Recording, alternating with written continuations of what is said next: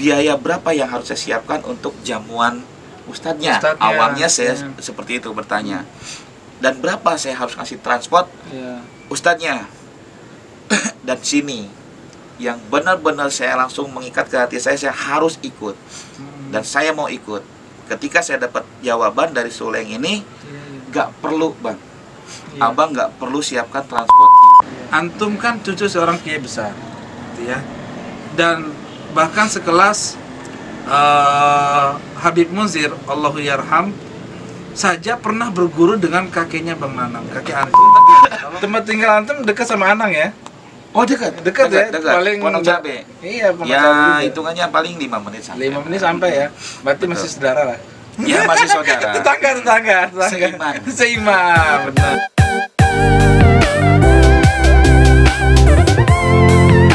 Bismillahirrahmanirrahim. Assalamualaikum warahmatullahi wabarakatuh.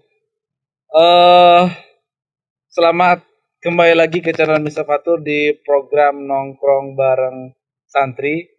Ini edisi yang sangat spesial. Kenapa? Karena yang diundang pun adalah orang yang spesial. Nah, biasanya kita nongkrong di halaman rumah gitu kan. Kadang pakai kolor doang kita. Nah, sekarang agak sedikit resmi dan rapi, pakai baju rapi gitu kan, walaupun kaos gitu ya. Pakai sarung dan lain sebagainya. Nah, yang kita bahas di tongkrongan itu sangat menarik sekali. Pengen saya record kali ini obrolan tersebut karena beliau punya banyak sekali cerita, punya banyak sekali pengalaman yang patut untuk teman-teman semuanya tahu. Mudah-mudahan bisa menginspirasi, bisa mengambil hikmah dari cerita tersebut. Nah, Bang Nanang sudah ada di samping kanan saya, Bang Nanang. Biasanya saya sendiri panggilnya Bang Nanang, dan beliau ini sosok yang luar biasa.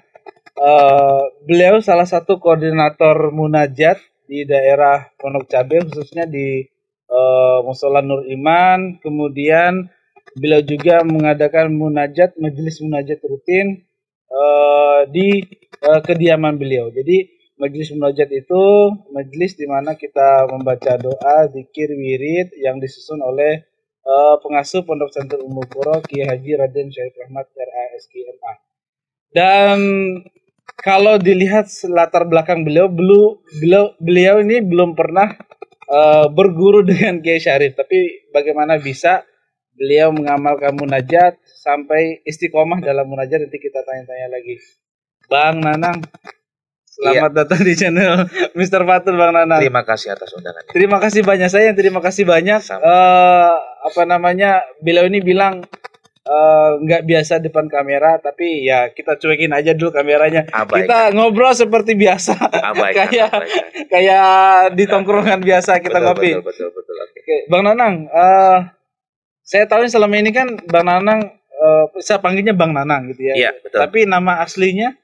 Kalau nama asli Nanang Hilmanuddin. Nanang Hilmanuddin.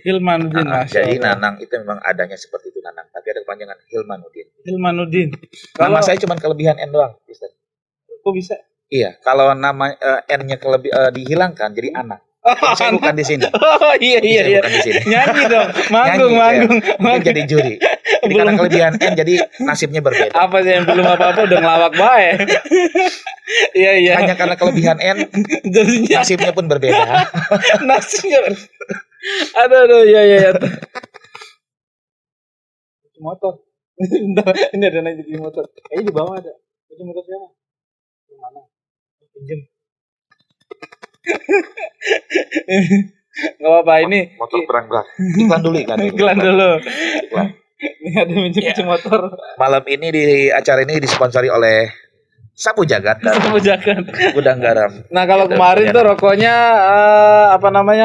Nogo Sosro sama apa kemarin tuh? Yang putih itu apa Bang namanya?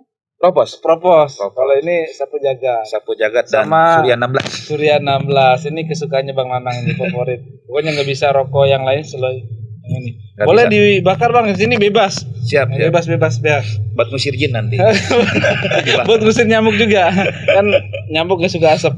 Oke. Bang Nanang. Nama aslinya Nanang Hilmanudin. Betul. Luar biasa namanya. Saya kira itu yang di Facebook itu namanya Nanang Zul itu gimana? Itu panggilan. Oh, Itu panggilan awalnya dari kecil itu biasa manggil nama udara lah. Oh, nama udara. Nama udara. Ini udara. Nama udara. Jadi ada kalau teman-teman di kampung itu sama teman sekolah biasa manggil saya itu Jul. Oh, Jul. Seperti itu. Jadi kok bisa? Biar teman-teman mengenal, gitu kan. Jadi saya pakai nama Jul, tapi nama aslinya nggak dihilangkan jadi Jul Nanang. Gitu. Agar orang yang nggak tahu nanti nama samaran saya, namanya Jul, yang taunya nama Nanang, mereka bisa tahu. Yang biasa manggil saya Jul, mereka bisa tahu akun FB saya. Gitu. Oh, siap. Ya.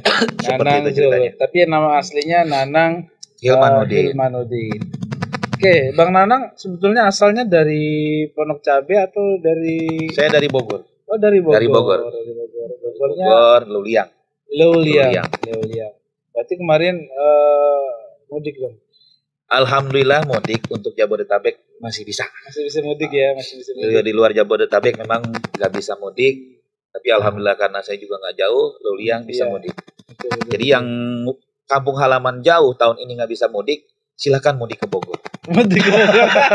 Ke rumah saya. Cukup bayar 500 satu malam.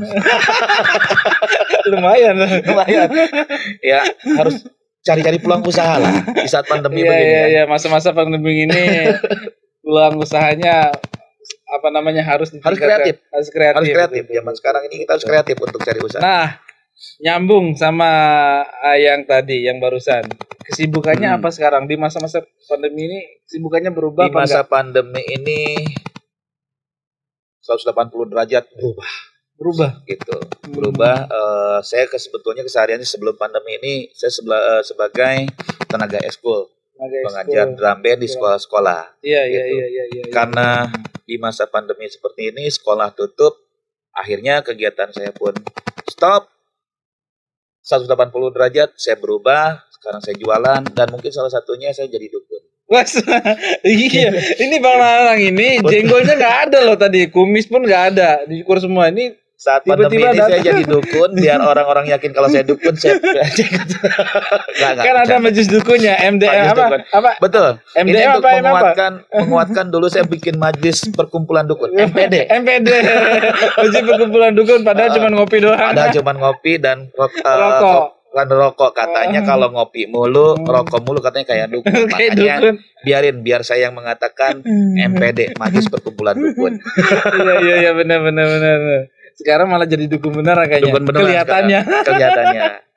Gak apa-apa lah. Penampilan seperti dukun, tapi hati malaikat. Hati seperti Anang Hermansyah. Oh, siap, gue mau kalah juga. Tapi tempat tinggal Antum dekat sama Anang ya? Oh dekat ya. Paling Pondok Cabe. Iya, Pondok Cabe. Ya hitungannya paling 5 menit sampai. 5 menit sampai ya. Berarti masih saudara lah. Ya masih saudara. Tetangga. Seiman, benar, seiman. Saudara seiman. Oke, kesibukan beliau sekarang ini sebagai sebelum masa pandemi ini ya. Tapi sekarang masih kan, walaupun di off kan dulu gitu. Betul, ya. Lagi libur. Beliau ini adalah guru drum band teman-teman semuanya. Jadi kalau misalnya teman-teman punya hajat atau pengen latih drum band, ya sama beliau aja. Beliau sangat ahli dan tukang pukul. Kalau saya namakannya tukang pukul. Iya, asal jangan tukang jagal. 2 bulan lagi tukang jagal. Nah itu ya. Dan banyak sekolah yang boleh disebutin sekolah mana aja yang sampai saat ini masih sekarang aktif. Masih ini mungkin sekitar 13 sekolah. 13 sekolah. 13 sekolah. 13 berapa? 13 sekolah. Yang paling jauh? Yang paling jauh itu ada MI Nurul Falah di Pondok Ranji. Oke. Itu aja. Kalau dulu saya pernah dengar sampai ke Serpong BSD sana. Oh iya, dulu waktu masih domisili di Tangerang, saya sampai ke ngajar drum band itu pesantren Al Hasimiyah di samping Bandara Soekarno Hatta. Dulu di Kreo juga pernah, sampai ke Taman Cibodas, Cimone itu pernah, Ustaz. Di sana waktu masih domisili di Tangerang. Saya hijrah ke Pondok Cabe, ya akhirnya saya sampai nyari-nyari yang dekat-dekat aja. Seperti itu. Cikokol, terus Kebonanas, ya dulu saya di sana juga BSD, sampai ke sana juga ngelatih. Luar biasa. Jam terbangnya udah tinggi banget itu. Jangan bikin saya terbang. Itu jam terbang ya? Jam terbang. Jamnya yang terbang bukan orangnya. Kalau orangnya terbang nanti bisa kedudukan beneran. Gak bisa lagi kan karena berat begini nih. Oke, Bang Nanang, sebelum kita ngobrol lebih jauh, saya pengen nanya satu hal dulu nih. Ya. Tolong kalau salah dikoreksi ya. Siap. Dulu katanya pernah mangkal di terminal. Itu ngapain di terminal dan gimana ceritanya? Niatnya sih mau jualan. Ternyata nggak laku. Nggak mau laku. Jual diri pun nggak laku. Salah. Siapa juga yang mau? Bercanda. Awalnya sih karena memang dari ekonomi ya Ustaz ya. Ekonomi ini kita kadang-kadang sekolah itu sambil narik angkot. Kalau di kampung-kampung itu dulu masih banyak kenek. Iya. Kalau bahasa sini kernetnya kan. Ya, gitu. kenek. Nah, saya keneknya itu dulu pulang sekolah. Saya menekin angkot, nyari sewa di pasar-pasar, gitu seperti itu, ya untuk membantu perekonomian keluarga. Gitu intinya mah buat nambah-nambah uang saku saya sekolah. Tapi Bang gitu. Nanang anak pertama atau anak pertama? Oh anak pertama, betul anak pertama. Di mana anak pertama rata-rata itu ya jadi tulang keluarga. Akhirnya ya kasarnya mau nggak mau karena memang lingkungannya di situ, akhirnya saya kenal sama orang-orang pasar, dia berteman sama calo, sama temer-temer, sama ya pedagang-pedagang di pasar, sehingga ya buat jadi saya nyaman nongkrong di pasar atau terminal seperti itu. Itulah kehidupan. Itu daerah mana tuh Bang? Di Luliang, pasar Luliang. Oh pasar Luliang. Betul. Oke. Berarti itu selama SD aja atau SMP? Oh SMP. SMP sampai SMA.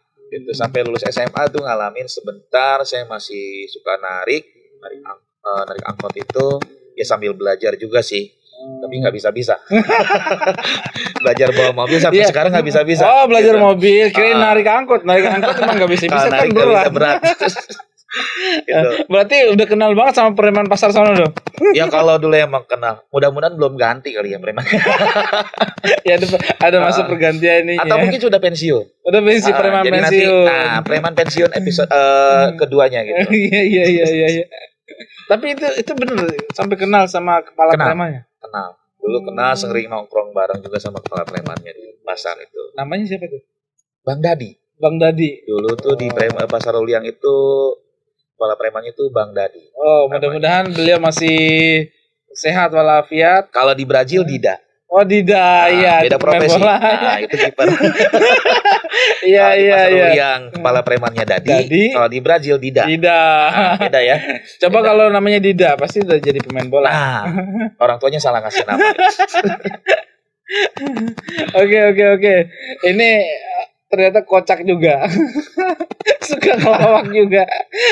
Oke, Bang Nanang, kita lanjut ke pertanyaan berikutnya nih. Nah ini Bang Nanang dulu ya. Pernah ngerasain mondok nggak? Mondok sering ngerasain mondok. Kalau mondok istilah bahasa Sunda, Tasik itu nginep. Oh nginep. Iya benar juga sih nginep. Jadi kalau nginep itu sering saya nginep. Iya nginep. Sering nginep saya. Iya, bener. Sekarang aja saya masih sering nginep di rumah mertua. Tapi itu bahasa Tasik, Sunda. Iya. Mondok menurut bahasa. Kalau mondok menurut istilah. Nah ini kalau bicara pesantren, ya mohon maaf memang saya belum pernah pesantren. Oh, belum pernah pesantren. Tapi bersyukur alhamdulillah saat ini saya bergaul, banyak kenal sama orang-orang yang pernah pesantren.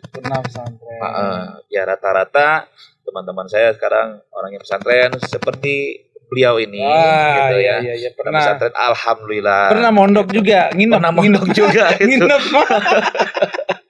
Pernah nginep. Jadi memang Bang Nanang ini kenapa saya bilang di awal tadi spesial, beliau ini belum pernah mondok, tapi rasa-rasanya seperti santri, gitu ya.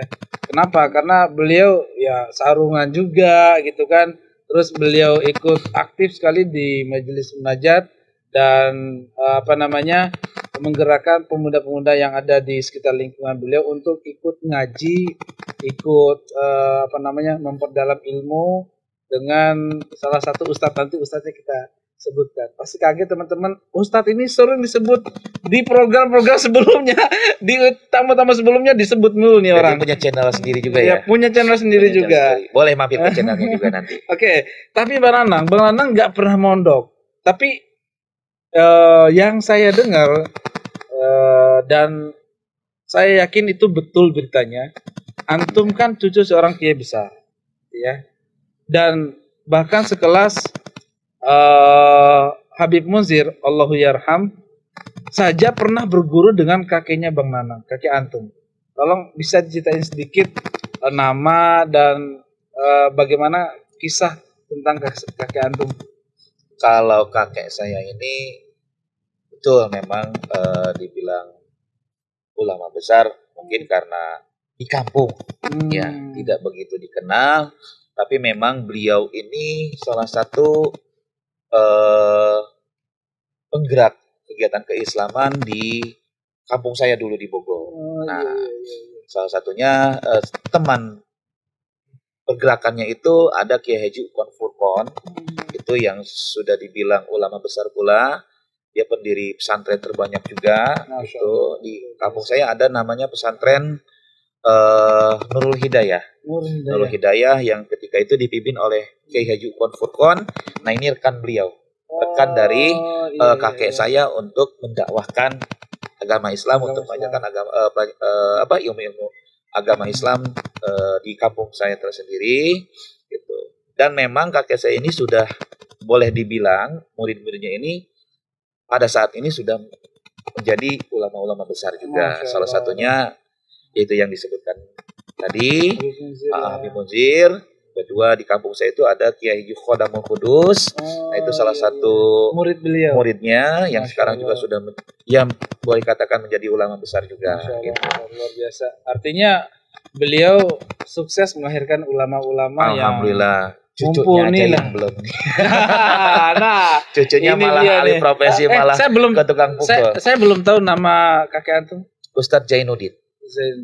Iya. Ustadz Zainuddin. Kiai Zainuddin. Tinggal di Cipanas. Puncak, Cipanas, Bogor. Puncak. Boleh nanti kita silaturahmi di sana. Masih hidup sampai sekarang. Alhamdulillah. Masih sehat. Alhamdulillah. Mudah-mudahan nanti jujur saja, saya iri dengan teman-teman yang sudah pernah ke sana, bahkan Rafli ya. Rafli pernah. Ini orangnya kemana tahu ini, nggak pernah, kita nggak tahu juntrungannya kemana tuh orang. Dia sudah sibuk dengan dunianya. Pernah ke sana, malah saya yang belum pernah ke tempat harus ke sana nanti. Mudah-mudahan panjang umur kita bisa ketemu sana. Betul. Mungkin setelah COVID kali ya. Kita bisa silaturahmi. Nah, jadi artinya antum nggak perlu lagi pesantren, kakek antum kan sudah kiai besar, ulama besar. Jadi insya Allah ilmunya nurun. Gitu ya. Amin. Sebetulnya kan memang nggak pasti juga, gitu ya. Seperti halnya kita bisa melihat kisah nabi-nabi kita, Nabi Ibrahim, misalnya bagaimana ayahandanya, ya kan kita sama-sama tahu, tapi mempunyai anak seorang nabi, gitu. Ada yang orang tuanya Nabi Nuh kalau nggak salah ya, yang anaknya malah menceng dari pengajaran dari orang tuanya sendiri. Betul. Ya, ini kakek saya ulama, kalau saya bukan ulaman. Apa ulaman apa? Ulaman itu kalau sakit gigi itu kan ada ulat. Iya. Ngeluarin ulat. Kalau ulat itu kalau sakit gigi itu ulam namanya ya. Iya, kalau kakek saya ulama, kalau saya ulama. Bisa aja. Ya. Tapi beliau ini memang luar biasa sekali ilmunya. Gak hanya skill main drum bandnya aja, tapi kalau diskusi apapun nyambung sama beliau ini, luar biasa. Dan itu yang bikin kita lama kalau ngobrol. Nah, itu ya. Intinya sih kopinya ini. Intinya ya. Ya kita kopi dulu. Kopinya biar cepet ya. Cepet selesai videonya ini. Tenang, ini pertanyaan masih banyak. Kalau kopi habis video selesai. Diawet-awetin. Ini kopi Bang Nanang yang bawain. Kopi apa nih? Robusta. Robusta itu kacang dari kacang lagi. Kopi Kopi apa saya juga kurang paham ya kalau kopi ya. Cuman kalau jenisnya memang ada robusta. Kalau robusta itu pahit. Kalau arabica itu asam. Gitu. Oh iya. Karena saya keteknya udah asam, saya nggak mau yang masak. jadinya pakai. Jadi saya mau yang pahit aja. Oke. Boleh dibakar dulu Bang ini. Siap, saya bakar ya. Siap. Ini mudah-mudahan Bos Surya nih lihat channel ini mau bayar. Amin. Di endorse ya.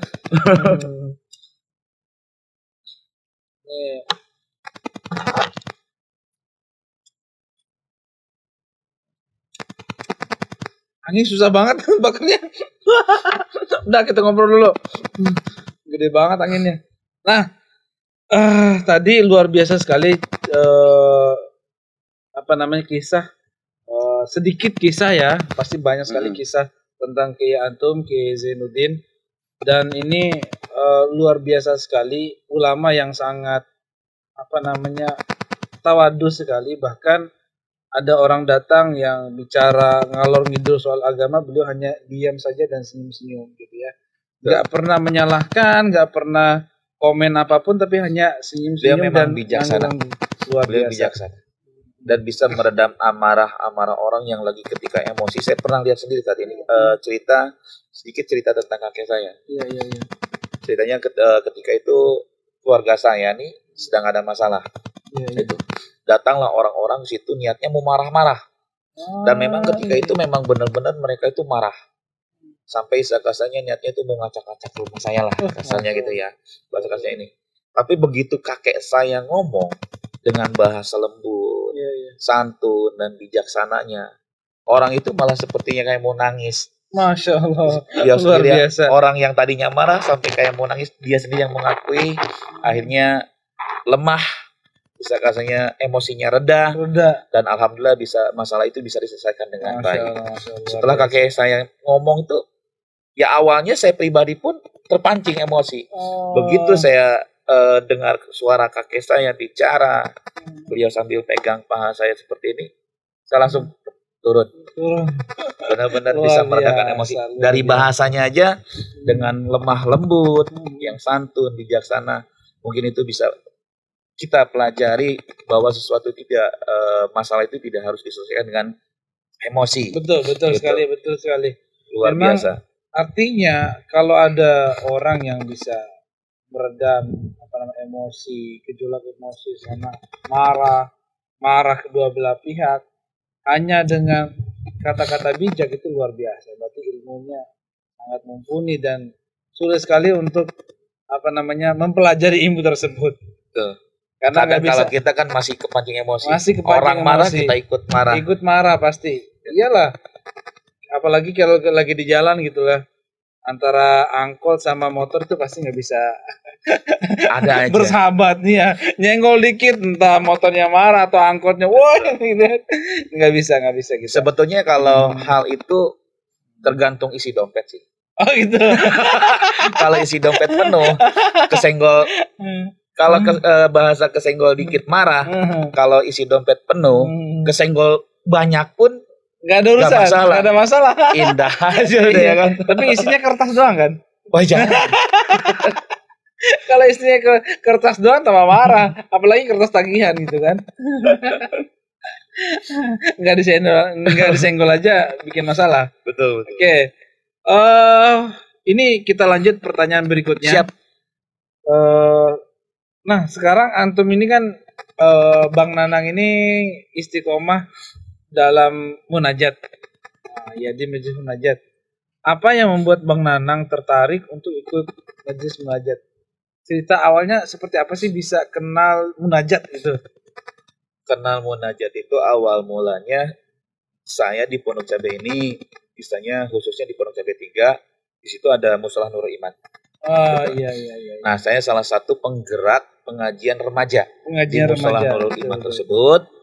Nah, di kegiatan kami itu ada guru pengajar untuk remaja itu ada dulu guru saya itu Ustadz Abdurrahman. Kalau biasa sudah almarhum sekarang ya.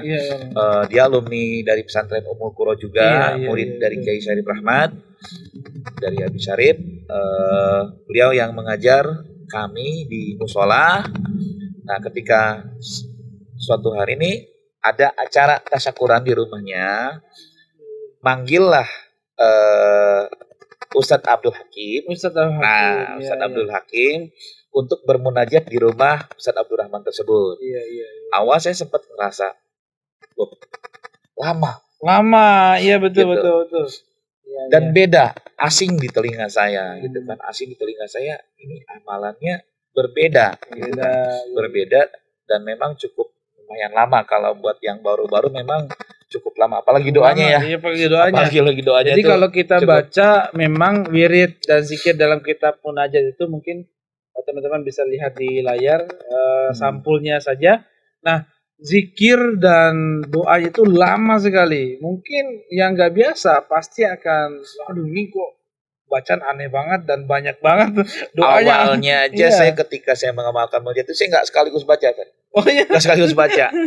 Ya mungkin untuk sampai selesai itu baca kitab munajat itu sehari saya. Mungkin habis sholat itu saya baca sekian ayat dulu untuk latihan dulu.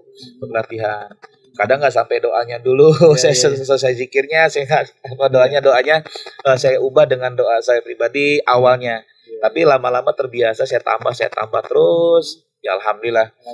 Sebetulnya ngerasa lama itu karena belum terbiasa sebetulnya. Betul. Nah, sehingga tapi memang dibilang asing itu dalam artian nggak biasa dibaca sama orang-orang. Untuk bacaannya sendiri memang nggak asing, gitu. Maksudnya karena yang dibacanya itu memang Al-Quran. Betul. Al-Quran. Jadi ini yang bikin saya penasaran. Apa sih gitu kan munajat ini? Gitu. Bacaannya berbeda dengan bacaan yang seperti biasa. Biasanya kalau kita tasyakuran itu baca surah Yasin, gitu kan. Contohnya seperti itu. Tapi ini kok berbeda bacaannya, bukan Yasin tapi di telinga nggak asing karena memang bacaannya pun dari Al-Quran. Doa-doanya pun memang dari Al-Quran. Seperti itu. Ini yang bikin saya tertarik. Sehingga saya penasaran. Nah, kebetulan ada yang saya punya teman, itu juga dia juga salah satu alumni Ummul Qura. Itu kalau di Ummul Qura itu biasa dipanggil Sule. Iya. Di sana itu di Pondok Cabe 5 ada Suleng. Di Masjid Jumratul Huda. Nah, di sana ada kegiatan majlis munajat sebulan sekali. Betul. Di setiap malam Jumat pertama. Akhirnya saya ikut gabung. Saya kenalan sama pimpinannya yang suka mimpin itu Ustadz Abdul Hakim. Saya kenalan. Makin tertarik. Saya sampai penasaran. Saya tanya sama Suleng, kalau saya pengen ngadai kegiatan zikir munajat ini di musola saya, di musola Nurul Iman, bagaimana? Biaya berapa yang harus saya siapkan untuk jamuan ustadznya? Awalnya saya seperti itu bertanya. Dan berapa saya harus kasih transport ustadznya? Dan sini yang benar-benar saya langsung mengikat ke hati saya harus ikut. Dan saya mau ikut. Ketika saya dapat jawaban dari Suleng ini, nggak perlu bang, abang nggak perlu siapkan transportnya. Di sini, misalnya yang saya bikin tambah yakin untuk ikut majlis zikir munajat karena apa yang saya lihat, keikhlasan untuk dakwah ya. Banyak ilmu yang disampaikan oleh guru kita Ustadz Abdul Hakim, tapi sepeser pun memang dia nggak pernah minta.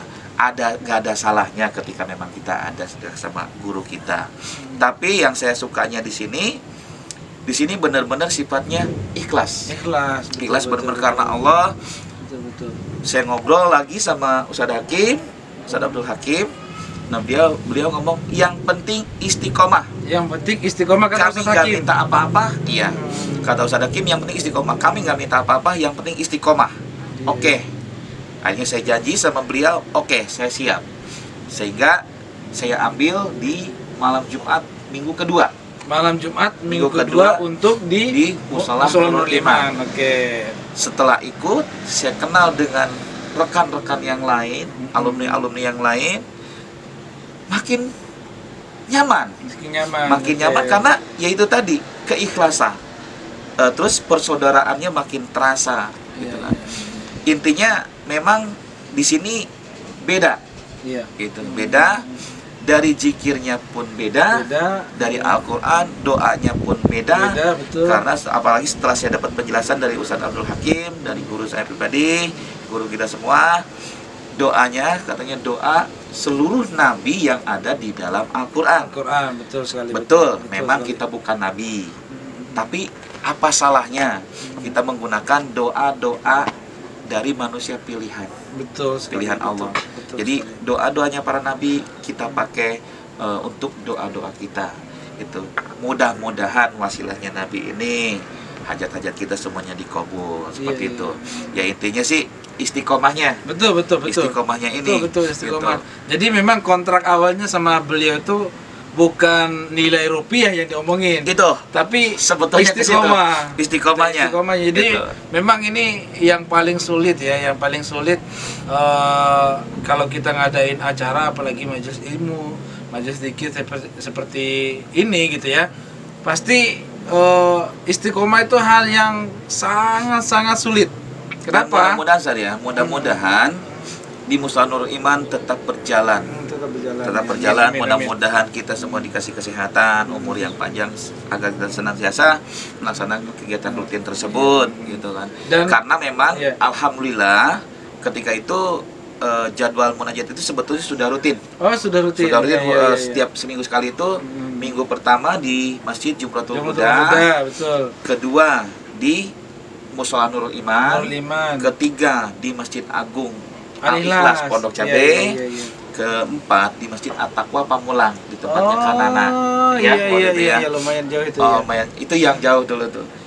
Nah sekarang ini yang 3 ini sudah enggak. Udah Betul. Enggak ada kegiatan di Jumratul Huda, udah enggak, di Masjid Agung sudah enggak, di At-Taqwa juga enggak, karena hal-hal lain yang mungkin enggak bisa diungkapkan gitu. Alhamdulillah di Musala Nurul Iman masih berjalan. Sampai sekarang. Hanya ketunda COVID aja. Mudah-mudahan setelah nanti efektif lagi, sudah kondusif lagi, coronanya hilang. Insya Allah akan saya Ini adakan lagi kegiatan. Luar biasa. Artinya kontrak awal Bang Nanang dengan Ustadz Hakim Istiqomah itu alhamdulillah sampai sekarang masih berjalan. Hanya saja karena pandemi ini, jadi kita harus kurang lebih 9 tahun ya. Udah 9 tahun. Kurang lebih 9 tahun guys, subhanallah, luar 9 biasa. tahun di Musala Nurul Iman. Di rumah saya sudah nginjak tahun keempat. Artinya setelah istiqomah di musola, antum juga ngadain juga di rumah. Double jadinya. Betul, double. Sebulan 2 kali. Sebulan 2 kali jadinya. Luar biasa. Di rumah saya sekarang sudah menginjak tahun keempat. Mudah-mudahan di rumah pun bisa istiqomah. Amin. Mudah-mudahan istiqomah. Jadi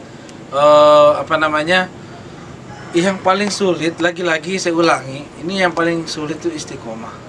Jadi istiqomah ini luar biasa sekali, gampang diucapkan, gampang diomongin, tapi kerjanya susah sekali.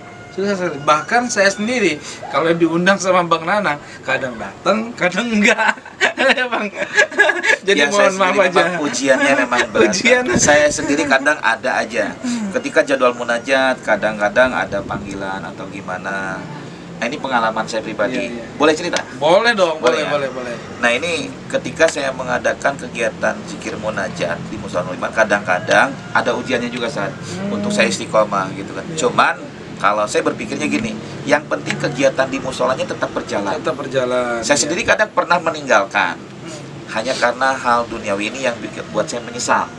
Betul. Jadi pengalaman saya pribadi, ketika itu jadwal munajat di Musala Nurul Iman, saya dapat panggilan. Waktu itu ada satu orang nih pas sekolah di Bogor, di Liang. Telepon, ngajak ketemuan untuk ngobrolin alat drum band. Jadi Bang Nanang ini selain ngajar juga jual alat juga. Betul. Nah, saya meninggalkan munajat hanya untuk urusan itu. Gitu. Datang ke sana harapan saya ini kasarnya deal, beli, tapi sampai di sana malah gagal. Nihil. Gitu. Kedua, bulan berikutnya saya ninggalin lagi untuk urusan yang sama gitu. Dan 2 kali itu juga gagal. Sampai akhirnya saya sadar, di situ saya menyesal, padahal saya sudah janji pada diri saya sendiri untuk istiqomah gitu. Tapi alhamdulillah sih kegiatannya sendiri sih enggak. Tetap berjalan ya, tetap berjalan, cuman saya titipkan ke teman. Iya. Tapi saya berpikir situ saya kembali, saya sudah salah, saya meninggalkan munajat hanya dengan urusan dunia, sehingga saya kembali. Begitu bulan berikutnya saya ditelepon lagi, saya tolak. Pak, kalau Bapak belum ngasih kepastian ke saya untuk beli alat, lebih baik Bapak nggak usah telepon saya dulu. Boleh telepon saya kalau Bapak memang sudah deal untuk beli alat ini, karena saya ada kegiatan. Akhirnya saya bermunajat. Besok paginya ditelepon, oke, deal. Masya Allah, luar biasa. Giliran saya pas pilih munajat, ini pengalaman pribadi saya, bukan mengada-ngada, ini benar-benar nyata dan yang saya alamin. Bisa kasihnya. Begitu saya pilih untuk bermunajat, besok paginya malah ditelepon, deal. Bapak datang ke sekolah, ambil DP. Luar biasa. Subhanallah, itu pengalaman real ya, bukan dibuat-buat. Bukan ngada-ngada, bukan dibuat-buat. Bukan ngada-ngada. Luar biasa. Oke.